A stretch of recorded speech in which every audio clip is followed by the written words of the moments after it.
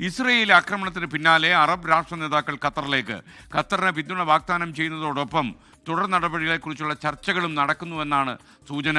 Hamas നേതാക്കളെ ലക്ഷ്യം വെച്ചുള്ള ദോഹയിലെ ആക്രമണം ബുദ്ധിപരമായിരുന്നില്ല എന്നാണ് ഡൊണാൾഡ് ട്രംപ് ഇസ്രയേൽ പ്രധാനമന്ത്രി നെതന്യാഹുവിനെ അറിയിച്ചത്. ഈ കാര്യം വാൾ സ്ട്രീറ്റ് ജേണലാണ് റിപ്പോർട്ട് ചെയ്തത്. ഇതിൽ എത്രമാത്രം യാഥാർത്ഥ്യമുണ്ടെന്ന് നമുക്കറിയില്ല. എന്നിരുന്നാലും നമ്മളുടെ സെൻട്രൽ ന്യൂസ് ഡെസ്കിൽ നിന്ന് ദിലീപ് കുമാർ തത്സമയം ചേരുകയാണ്. ദിലീപ്, അമേരിക്ക പുലിവാലി പിടിച്ച പോലെയുണ്ട്. കാരണം ഈ ഗൾഫ് നാടുകളിൽ ചില രാജ്യങ്ങളിലൊക്കെ സുരക്ഷ പൂർണ്ണമായും ഏറ്റെടുത്ത് അവിടെ സൈനിക താവളം കൊണ്ട് പ്രദർശിച്ച അമേരിക്ക അവരുടെ മൂക്കിന് താഴെ നടന്ന അക്രമം യഥാസമയം ചെറുക്കാൻ കഴിഞ്ഞില്ല, അവരെ അറിയിച്ചിട്ടില്ല. അക്രമം അറിയിച്ചത് വളരെ ലേറ്റായിപ്പോയെന്നും മനസ്സിലാകുന്നു. പറയൂ.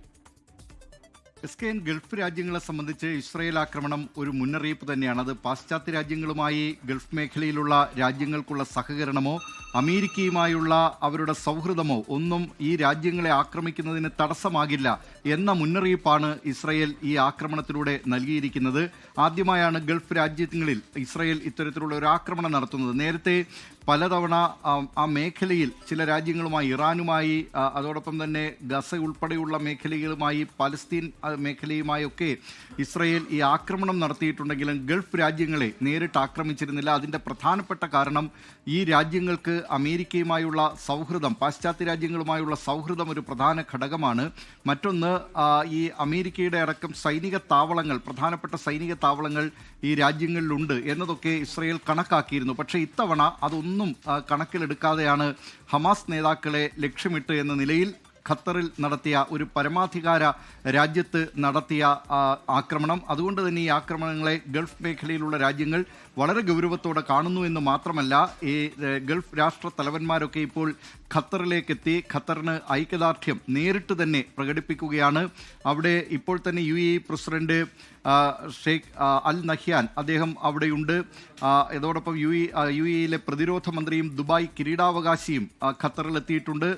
സൗദി അറേബ്യയിലെ കിരീടാവകാശി മുഹമ്മദ് ബിൻ സൽമാനും ജോർദാൻ കിരീടാവകാശി ഹുസൈനും ഇന്ന് ഖത്തറിലേക്ക് എത്തി ഈ പിന്തുണ അറിയിക്കുന്നുണ്ട്. ഇന്ത്യൻ പ്രധാനമന്ത്രി നരേന്ദ്രമോദി ഖത്തർ അമീർ ഷെയ്ഖ് തമീം ബിൻ ഹമദ് അൽത്താനിയെ നേരിട്ട് വിളിച്ച് അദ്ദേഹവും ഇന്ത്യയുടെ ഐക്യദാർഢ്യം അറിയിച്ചിട്ടുണ്ട്. ഖത്തർ ഇന്ത്യയുടെ സഹോദര രാഷ്ട്രമാണെന്നും ഈ ഘട്ടത്തിൽ ഖത്തറിനൊപ്പമാണ് ഇന്ത്യ നിൽക്കുന്നതെന്നും ഏതുതരത്തിലുള്ള ഭീകരതയും അപലപിക്കുന്നുവെന്നും പ്രധാനമന്ത്രി നരേന്ദ്രമോദി അൽത്താനിയെ അറിയിക്കുകയും ചെയ്തിട്ടുണ്ട്.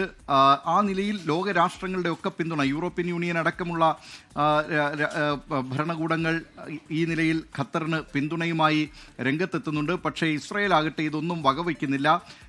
US-ലെ അമേരിക്കയിലെ ഇസ്രായേൽ സ്ഥാനപതി അദ്ദേഹം അറിയിച്ചിരിക്കുന്നത് ഇത്തവണ ലക്ഷ്യം പരാജയപ്പെട്ടു, പക്ഷേ വീണ്ടും ആക്രമിക്കും, അപ്പോൾ ആ ലക്ഷ്യം സാക്ഷാത്കരിക്കും എന്ന നിലയിലുള്ള പ്രതികരണമാണ് അദ്ദേഹത്തിൻ്റെ ഭാഗത്ത് നിന്നുണ്ടായിട്ടുള്ളത്. ഈ ഗൾഫ് മേഖലയിൽ ഉണ്ടായിട്ടുള്ള ഇപ്പോഴത്തെ ഈ പ്രതിസന്ധിക്ക് കാരണക്കാർ അത് ഇസ്രായേലാണെന്നും അതുകൊണ്ട് ഇസ്രായേലിനെതിരെ ഒറ്റക്കെട്ടായി നിൽക്കണമെന്നുമാണ് ഖത്തർ ഇപ്പോൾ മറ്റു രാജ്യങ്ങളോട് ആവശ്യപ്പെടുന്നതും ആ നിലയിലുള്ള ചർച്ചകളാണ് ഇപ്പോൾ നടന്നുകൊണ്ടിരിക്കുന്നതും. SKN, ലോകത്തെവിടെയായാലും ഏത് സമയത്തും 24 വാർത്തകളും ഓഗ്മെന്റഡ് റിയാലിറ്റി പാക്കേജുകളും എക്സ്പ്ലെയിനറുകളും വിശദമായി കാണാൻ ഞങ്ങളുടെ YouTube ചാനൽ നിങ്ങൾക്ക് സബ്സ്ക്രൈബ് ചെയ്യാം.